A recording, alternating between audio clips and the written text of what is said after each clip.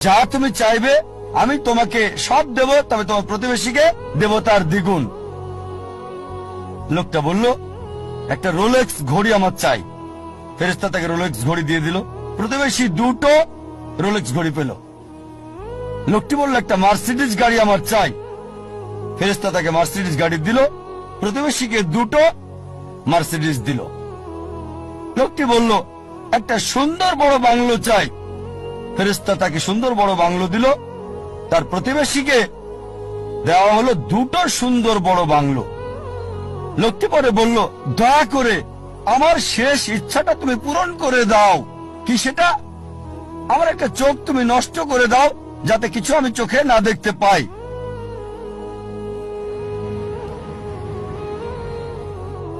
চিন্তা করেন, সে তার নিজের চেয়ে প্রতিবেশীকে নিয়ে বেশি ব্যস্ত। তার জীবন সহজ কিন্তু জটিল সেটা ভাবছে না সে।